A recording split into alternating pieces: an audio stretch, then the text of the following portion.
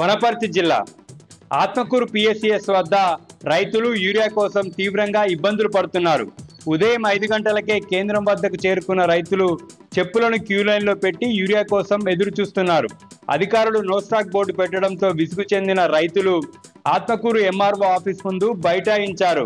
రోడ్డుపై బైఠాయించి యూరియాను వెంటనే సప్లై చేయాలని చెప్పి రైతులు డిమాండ్ చేశారు.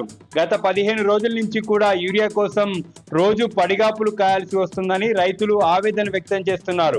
ఓవైపు అధికారులు కొరత లేదని చెప్తున్నప్పటికీ కూడా క్షేత్రస్థాయిలో రోజు సాగు పనులను వదులుకొని ఇక్కడే తిండి తిప్పలు మానేసి కూర్చుంటున్నామని రైతులు కన్నీటి పర్యంతమవుతున్నారు. వెంటనే యూరియా కొరత లేకుండా చూడాలని ప్రభుత్వాన్ని రైతులు డిమాండ్ చేశారు. నారాయణపేట జిల్లా మక్తల్ పోలీసులు గంజాయి ముఠాను అదుపులోకి తీసుకున్నారు. భానుప్రసాద్ గౌడ్, సాయిరామ్, సాయి కుమార్ అనే ముగ్గురు యువకుల దగ్గర నుంచి 150 గ్రాముల గంజాయి, 5,000 రూపాయల నగదు, 3 సెల్ ఫోన్లను స్వాధీనం చేసుకున్నారు. వీరిపై ఎన్డీపీఎస్ యాక్ట్ కింద కేసు నమోదు చేసి దర్యాప్తు చేస్తున్నామని పోలీసులు తెలిపారు.